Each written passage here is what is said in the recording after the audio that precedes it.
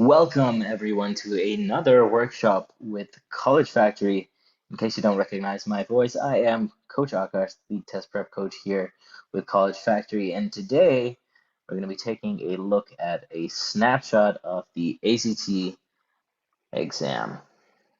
So in today's workshop, we're going to be covering a number of things, including a basic overview of the ACT, how to decide on the test date, how long you should expect to study in order to achieve your goal score, goal setting, College Factory's ACT test prep programs, Magoosh as an online resource, and then also other online resources that you might find useful during the course of preparing for the ACT.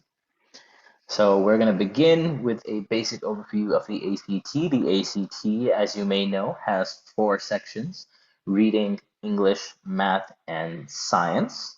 And unlike the SAT, these sections are very distinct from each other. There's no combining of section scores with reading and English, and math is very distinct in a singular section instead of like a non-calculator and a calculator section as in the SAT. So the sections in general in the ACT are a lot more clearly defined and more distinct. So that's a little difference between those two exams in that sense. Each section is scored separately on a scale of 1 to 36. And the total score range is also calculated on a scale of 1 to 36, which you get by averaging the section scores from the 4 different sections. One key thing to keep in mind is that there is no penalty for wrong answers. So if you're running out of time while taking the ACT, you want to make sure that you've at least bubbled in a response to every question and that you haven't left anything blank, because a blind guess gives you a better chance, 25% chance to be exact, of getting a question right, even if you didn't have time to properly engage with the question. So we're going to start with or I guess we're going to transition into, I should say, section overviews here. So we're going to start with the reading section.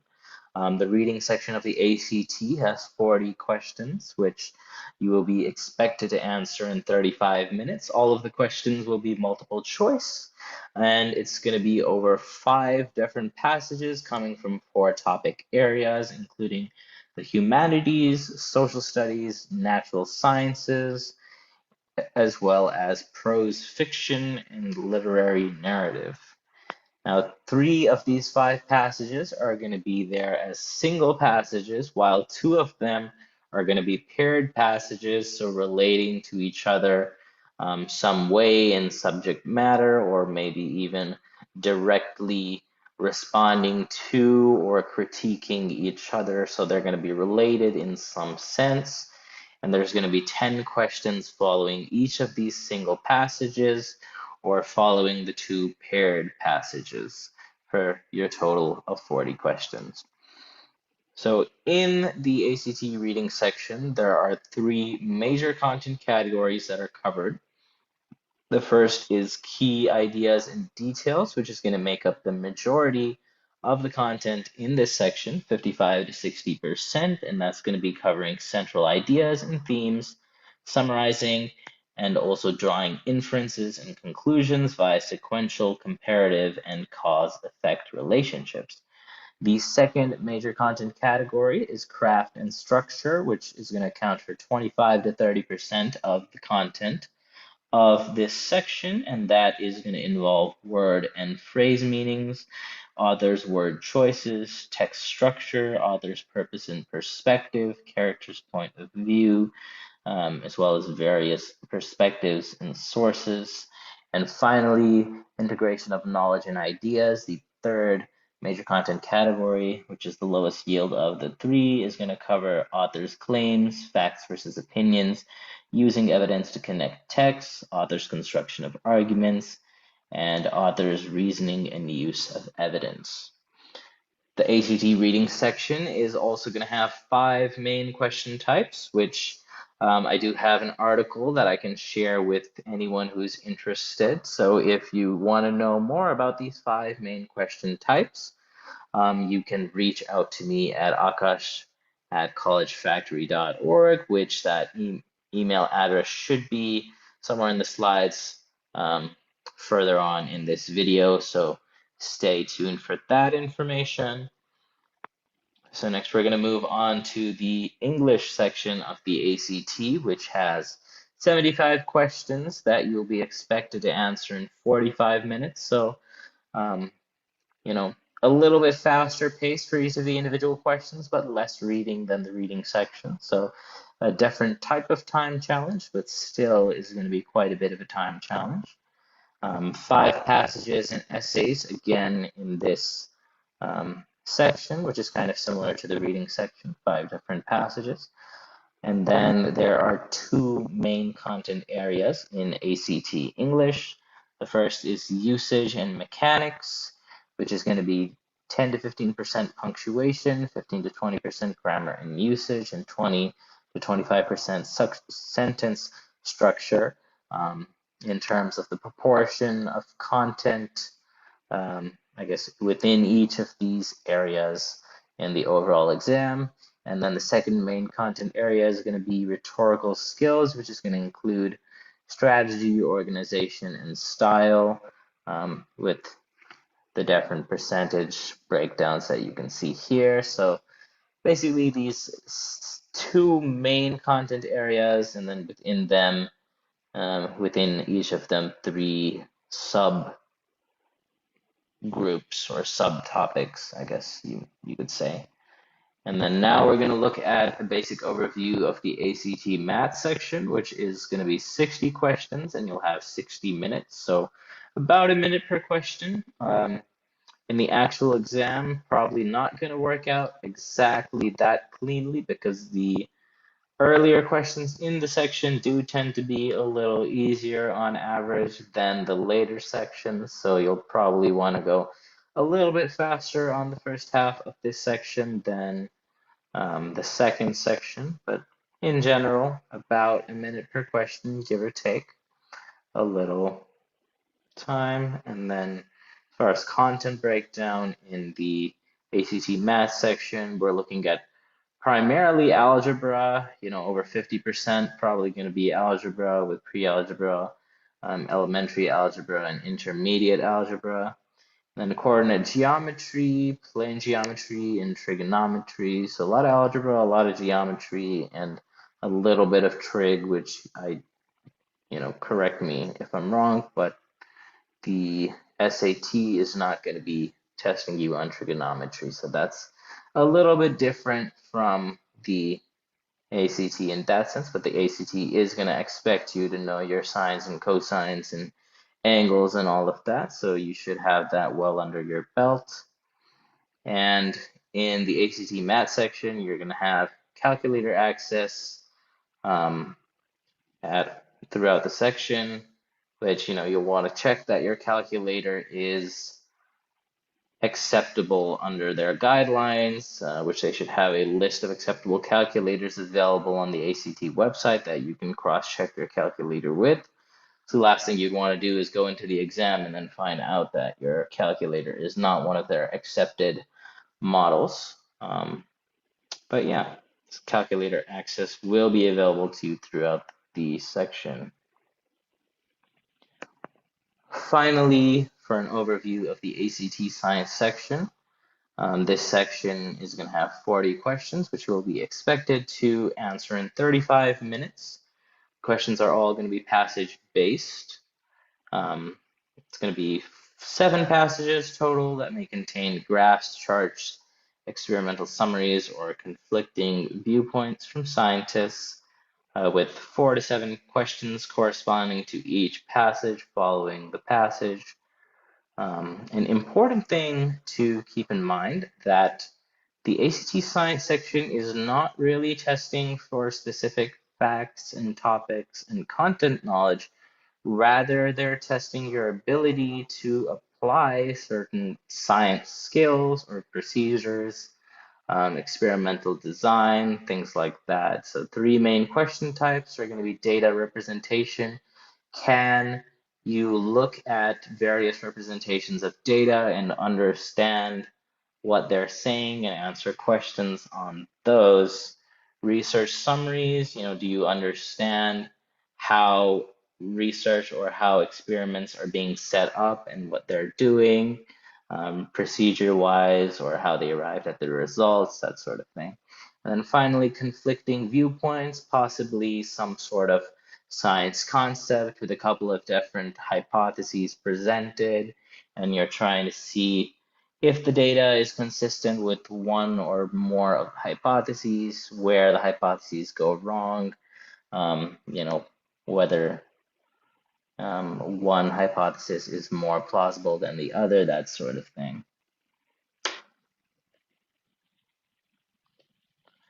Okay, so now after going over this basic overview of the ACT, we're going to go over how to decide on a test date. So as important as studying the content and preparing is, it is important to decide on a test date that makes sense for your own personal timeline.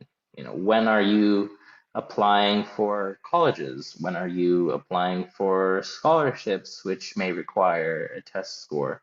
How many times do you plan on taking the ACT? And if you are planning on taking the ACT more than once, how are you going to schedule these test dates in such a way that you're avoiding back-to-back test dates and you're able to leave enough time between your test dates to where you'll be able to improve your score if you need to.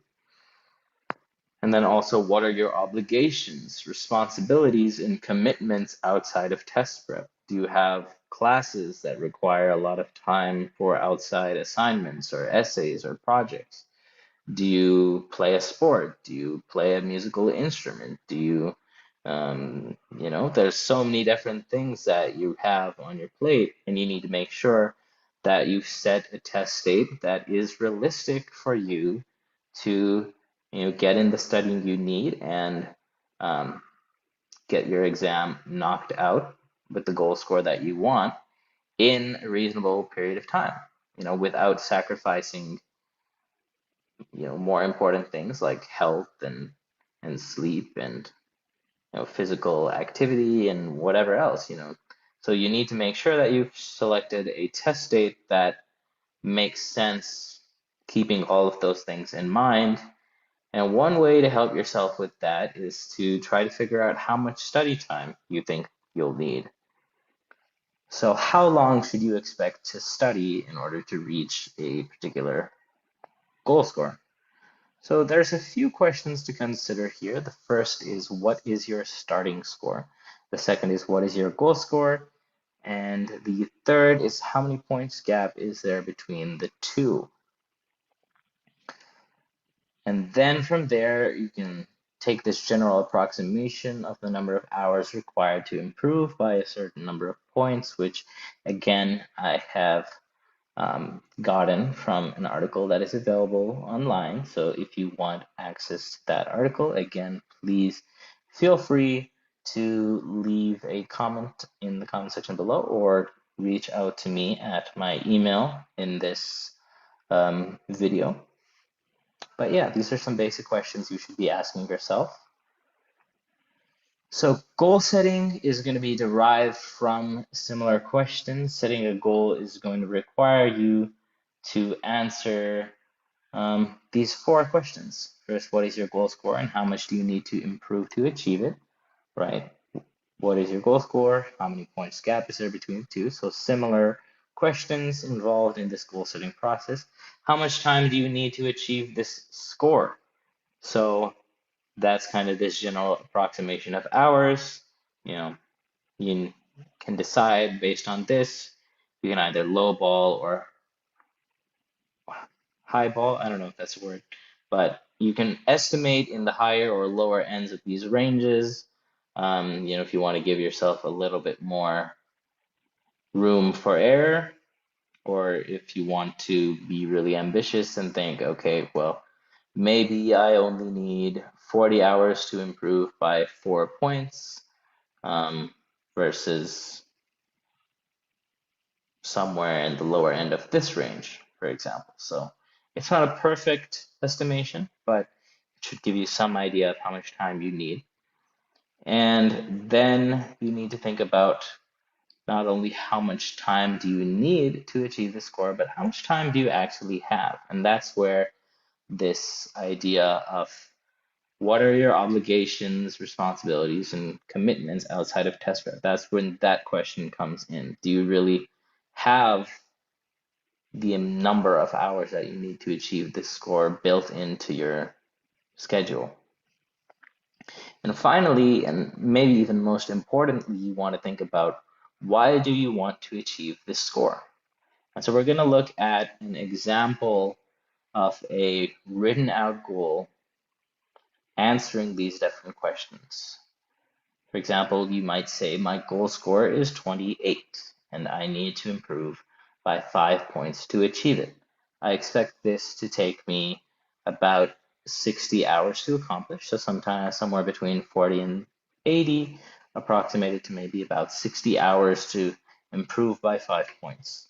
I have 12 weeks to achieve this score. This means I will need to spend about 12 divided by not 12 divided by, I'm sorry, 60 hours you need total divided by 12 weeks. So 5 hours per week you'll need to spend studying, and your why. Why do I want to achieve this score? Maybe you want to achieve the score because it's a competitive score at this particular college that you'll be applying to. And by doing this process, answering all these different questions and thinking about why you want the goal score that you want, breaking up this goal into these different parts can help you decide if it is a reasonable goal and help you internalize the motivation to achieve the score by attaching that score to something more important like admission into a college or some sort of scholarship or something like that. So college factories test prep programs, we have three different programs, a 4-week, an 8-week, and a 12-week program that we have programming available for. But of course, if you do want to just meet for a one-on-one here and there with a little bit less strict of a, or less, I guess, focused of a program, you just want to check in every once in a while, maybe ask some questions or get a little bit of tutoring here and there, but you don't want anything super, super long term, that's also okay. But as far as the more official programming goes, three different lengths, 4-week, 8-week, and 12-week for either the SAT or the ACT. And yeah, we are actively recruiting new students into these different test prep programs. So if this is something that seems like you might find valuable to you, please do reach out to me at akash@collegefactory.org for more information on our test prep programs. But just give a little bit of an idea of some of the things that we do. We do have some programming available through Magoosh where we are able to assign videos and assignments to students where we can see what you have and haven't completed, and we can help keep you accountable with those sorts of things. If you want to be more of a, self-paced situation, kind of responsible for your own test prep, but every once in a while maybe checking in with a coach, you can also use that service. But then you can also use the Magoosh app, which has hundreds of questions available in various different content categories, as well as several hours of content videos available in English, math, reading, and science. And so that is a resource that is freely available to you as well via access to the App Store. And then there are also different online resources that you can use outside of Magoosh. There are official ACT practice test PDFs available online, which again, I have a link here that I can link you to. If you want that link, you can reach out to me at akash@collegefactory.org, and I will be able to send that over to you. And then there's also, you can also access official sample questions on the ACT website, in the format of ACT questions made by the ACT. They don't have actual full exams on their website from what I remember, but they do have sample questions available, which you can go through and read their explanations, and that is a pretty valuable source of practice as well. So there are various sources of online resources available to you, which I can help you navigate, or I should say, we at the College Factory can help you navigate if that is something you feel you need help with. So hopefully, um, you found something useful in this video. I know I have been stumbling over my words a little bit, but hopefully you are able to keep up with what I was trying to explain. And again, if you do have any questions for me or for our test prep team, please reach out to me at akash@collegefactory.org. And until then, I hope you have a great day, week, month, however long it is until I hear from you. But yeah.